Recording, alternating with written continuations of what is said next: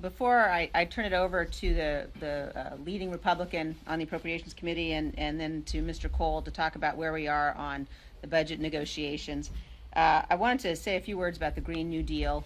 This is one of the many issues that we've been dealing with in the conference that we'll continue to deal with. There are hearings, as you all know, across multiple committees on this issue. We had hearings yesterday in the Natural Resources Committee on the Green New Deal. On the extent to which, we've really seen the reality of what the Democrats have proposed. The reality is that they have said they would attempt to eliminate all planes, all air travel within a decade.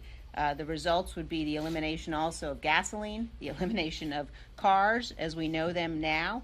The extent to which this would be fundamentally devastating for the economy, we're going to continue to make sure people understand that they know what's in this deal. Yesterday we entered into the record the frequently asked questions and the overview that were posted and then deleted from Congresswoman Ocasio-Cortez's website. It's very important the American people see that there be transparency about what they're pushing, and we call on Speaker Pelosi to put this up for a deal on the floor, or put this up for a vote on the floor. We think Democrats need to be held accountable. If they support this as they say they do and as their presidential candidates do, then let's have a vote on it and see to what extent they're all going to get behind moving towards this kind of fantasy. And with that, I would like to turn things over to the leading Republican on the House Appropriations Committee, Mrs. Granger from Texas, to talk about where things stand in terms of our budget negotiations. Thank you so much, Liz. Thank you all for being here. We are, as we speak, finishing up writing the bill. We'll then distribute the bill. We've been meeting with different groups and the conference and answering questions. The important part has to do with miles. All miles aren't equal. What was one of the successes in this, not just the number of miles, but to say the way that the miles are ranked. We went to the people that were on the ground and said, what do you need? Where do you need it? And the Border Patrol and I said, we prioritize 1 through 8. We went from doing those in the areas 6, 7, 8 to the top priorities 1, 2, and 3, and that was very, very important. Need to remember that that also we want new miles. We don't want to just be fixing miles.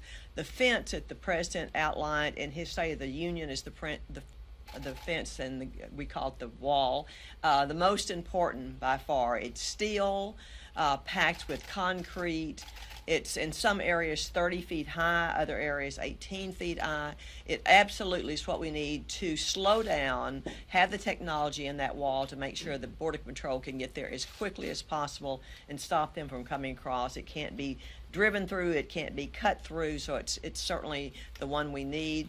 We also talked about one of the things that really captured us was the ICE and how important ICE is, and the attempt by the Dems to say on ICE, we will regulate who you arrest, how many you arrest, the beds you can put them in. We went on all those issues because ICE is so important. I said if we give up ICE, we actually are saying we're surrender and we'll never do that. But ICE is very important. So we have more beds than we enacted last year. It's not 40,000. It's about 45,774. I think is the exact number of beds. That's very important. The other thing is no caps on who they can arrest and what they do with it. We want to make our border safe. We'll do it by wall, we'll do it by people, and we'll do it by the support of having a overall plan that keeps this free and secure. Thank you. Thank you. Tom Cole from Oklahoma. I'm here, excuse me, in my capacity as vice-ranking member amongst the Republicans on the Appropriations Committee. Number one, we are exceptionally proud of Leader Granger for the deal that she did negotiate, which will give us additional physical barriers on the border, which I think resisted efforts to limit the bed space and resisted efforts to tie ICE's hands in terms of who they decide needs to go away. I also want to add two other things that sort of get lost in this debate because we are so narrowly focused. Number one, there's 6 other Republican bills here that were passed by Republican House and Republican Senate where frankly we're getting everything we wanted and the Democratic House is voting for it. So we're pleased and that part of it because if you happen to be particularly interested, for instance, in Native American issues like me, getting that done and funding the Indian Healthcare Service, again, is pretty important. And I could list a whole range of really bipartisan victories in those 6 bills. Finally, the bed space argument, in my view, has been much too limited. People forget we actually take care of unaccompanied minors in the Health and Human Services budget, not in the Department of Homeland Security. So there are literally thousands of additional beds. And when we have these surges, which we do on occasion, which are unpredictable, quite frankly, it's one of these, we act as if we can precisely decide how many beds. You really can't, because you never know how many people are going to be apprehended. You never know what kind of category they fall in. There's a big difference between somebody with a criminal background and an unaccompanied minor, and a big difference in where they're housed. And when we've had these surges, whether it was under President Obama or under President Trump, we've seen more and more unaccompanied minors as part of this. And frankly, we've been pretty successful both at predicting, but then frankly moving funds. It's much easier in, let's say, the labor HHS bill, or even the HHS budget, which is over $70 billion a year, frankly bigger than the DHS budget, to find the additional space. So again, I applaud my colleague, Ranking Member Granger, for number 1, holding the line, number 2, getting as much as we got, and number 3, getting these other 6 bills across the line, which are basically Republican bills and have sort of flown under the under the radar, if you will, during the whole discussion. Well, as a way to get the final text, I think it's important to note that the main things that we have been focused on as House Republicans in this agreement is to ensure, number 1, that the president has more tools than he has today to keep our border secure and to build more physical barrier, and especially to build it in the places where our experts say it's needed the most. If you talk to the people at Homeland Security, they know where we need to build more physical barrier, and in some cases they're prevented by law from building in those areas, which is a ridiculous problem we've been focusing on solving. And I commend Kate Granger and our Republican leaders who have been making sure that we advance our position from where we are today. You also look at the detention beds. When you talk to the Department of Homeland Security, they wanted to make sure that if we detain terrorists, if we detain felons, that we don't have to let them go because we run out of beds. We actually had to negotiate that. Think about it. Speaker Pelosi has moved so far to the left that we had to actually negotiate to make sure we could hold terrorists and felons and that they wouldn't be forced to be set free. Fortunately, we are hopefully going to be able to get the language that allows the Secretary of Homeland Security to detain terrorists and felons, and that they're not forced to be set free, and to have the flexibility to move money around to make sure that we're able to detain those kind of people that are caught by our ICE agents and other Border Patrol agents who are keeping our country safe. So at the end of the day, we want to make sure that we can build more physical barriers to protect more areas of our border, and I'm hopeful that that language will come out shortly and give the president those extra tools. On another front, I know we have been speaking out against the growing anti-Semitism that we've been seeing from some of the Democrats in Congress. We've been disappointed that their leadership hasn't been strong enough in calling that language out. You can see even with Congresswoman Omar in her recent statements, she had to apologize, but as she unequivocally apologized, she actually equivocated in that apology and went back after some of the same organizations that she had criticized before. And so it's not a true apology. And frankly, I don't think she should be sitting on the House Foreign Affairs Committee, getting those classified briefings about some of the very countries like Israel that she has been speaking out against. And I think that's a concern. I think Speaker Pelosi ought to remove her from that committee, and she hasn't done so yet. So we need to see more strong action taken by the Democrat leadership against the growing anti-Semitism that we're seeing from their party. We're going to continue to fight for these issues. We're continuing to fight to get the Born Alive bill brought to the House floor. We've been making motions of unanimous consent that the Democrats haven't been recognizing. But ultimately, we're going to move a discharge petition if they don't bring this bill to the floor. The fact that Democrats still allow some states to murder a baby after it's born, after a baby's born alive, outside of the womb, in some states they can still kill it. That's murder. It should be crystal clear all across the country that it's not allowed and that it would be murder if it's done. That's what our bill does, and Wagner's legislation that she's taken the leadership on. It ought to be brought to the House floor for a vote as quickly as possible, and we're going to continue pressing that issue. Good morning. I want to start by first the most fundamental right and responsibility in the world, protecting life. As Whip Scalise talked about last week, numerous House Republicans' effort to bring up the bill, Born Alive Protection Act. We've made unanimous consent recommendations and requests, denied every time. But we will do it again and again and again. Because this bill simply says this: if a child is survived after attempted abortion, that they should receive mandatory medical care. The reason why do we have to bring this up?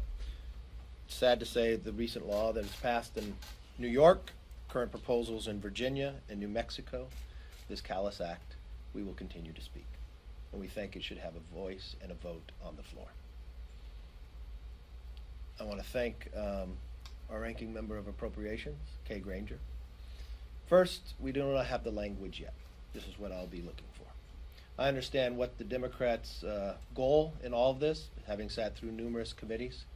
One, the Speaker is very clear. Speaker Pelosi said only $1 for the wall.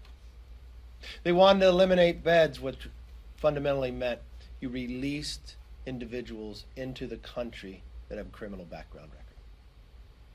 And, as the Democrats have been fighting for quite some time, they wanted to eliminate ICE. The only option really that we have going forward is a continuing resolution or whatever agreement comes out of here. First, it's not $1 for the wall.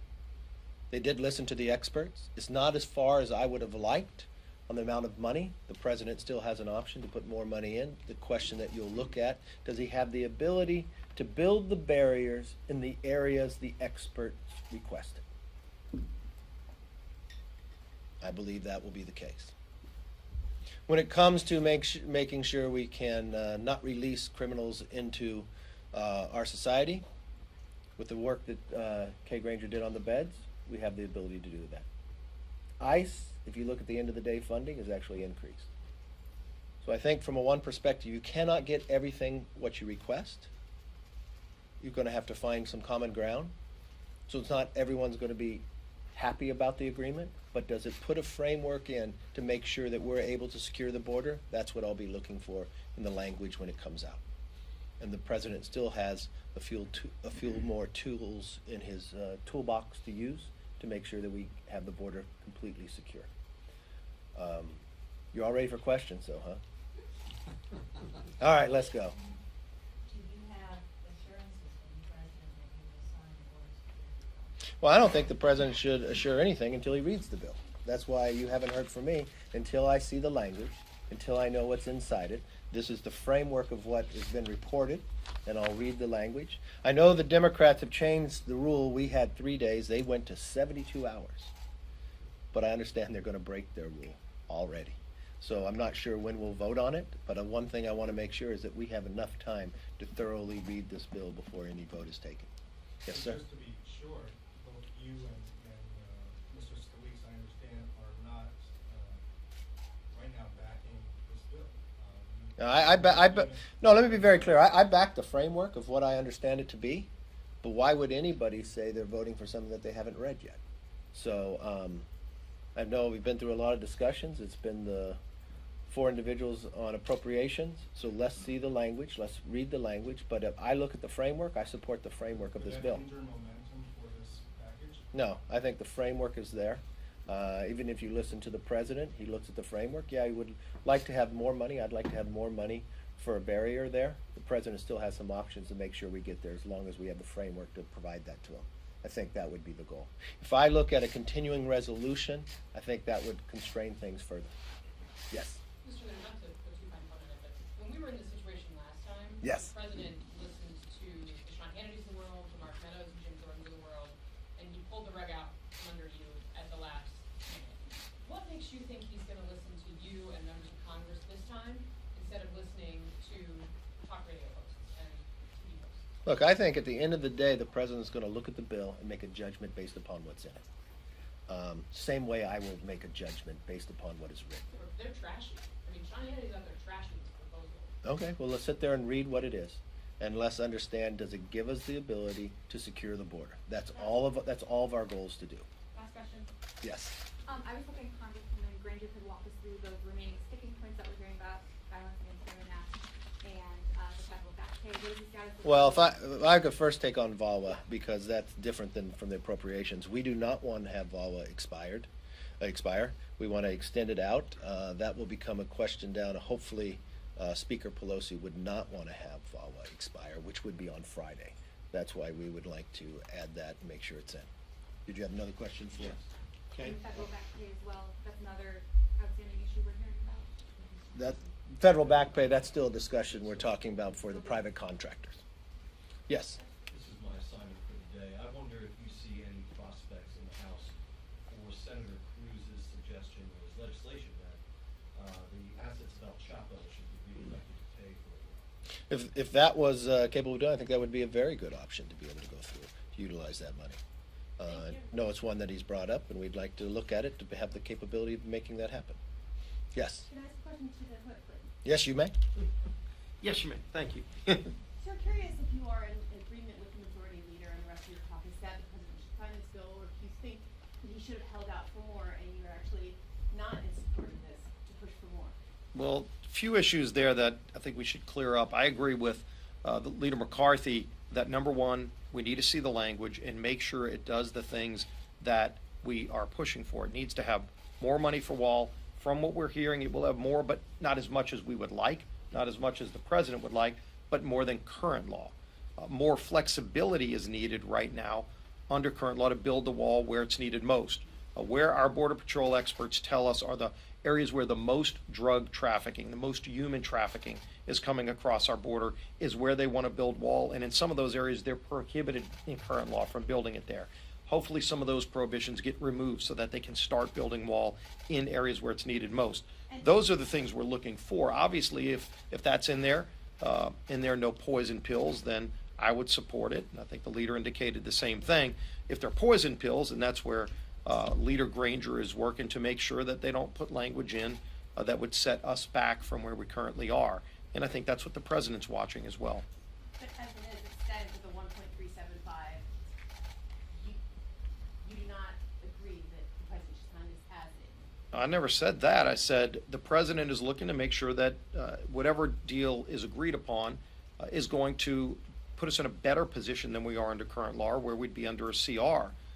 Under a CR, we wouldn't have some of the flexibility that we're trying to get in this bill. The president wants more flexibility to build wall where it's needed most, and in some cases, he's blocked in current law from building it there. If this advances that, removes those prohibitions, I can't speak for the president. Obviously, he wants to read the language too. In terms of what I'm looking for, I want to see us go further than we are today. We voted, by the way, in the House when we were in the majority. Kevin was the majority leader at the time, and as the whip, we helped get the votes to pass a bill to fund the full $5.7 billion. We passed that through the House. Some of those folks that opposed the bill that time, they were opposing the Senate bill that didn't have that money.